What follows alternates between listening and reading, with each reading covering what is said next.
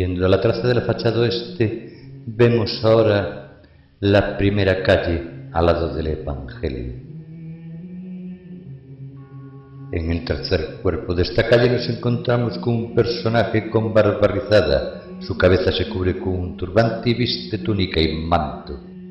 Su brazo izquierdo cubre su cuerpo hasta la cintura, donde sostiene su túnica, y en el derecho alzado levanta en él un roleo.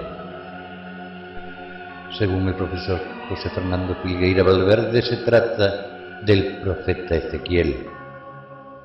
Además de profeta, fue sacerdote y su misión fue la de combatir la idolatría, la corrupción por las malas costumbres y las ideas erróneas de la vuelta pronto a Jerusalén. Siguiendo en la misma calle hacia abajo en el segundo cuerpo y bajo un dosel venerado, nos encontramos una imagen que soporta palio y en su cabeza una tiara. Sobre un mueble un libro abierto que señala con su mano derecha. Se trata sin duda alguna del doctor de la Iglesia, San Ambrosio.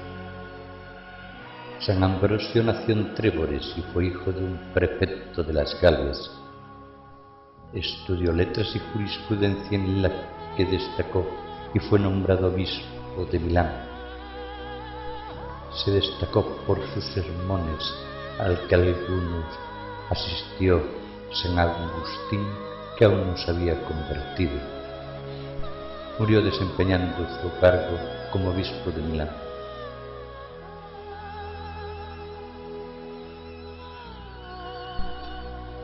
En el primer cuerpo de esta calle nos encontramos con una figura sedente sobre una cátedra con amplio respaldo circular. Viste palio y amplia capa que dispone sobre sus rodillas, tapando una parte de sus vestiduras. Sobre su cabeza lleva una tiara, ornamento que solo utilizan los papas. Sobre un atril un libro abierto con el que apoya su mano izquierda, y con la derecha se dispone a escribir en las páginas del libro. Se trata de San Gregorio Magno. Fue el último doctor de la Iglesia y defendió la supremacía del Papa y trabajó y participó en la reforma del clero.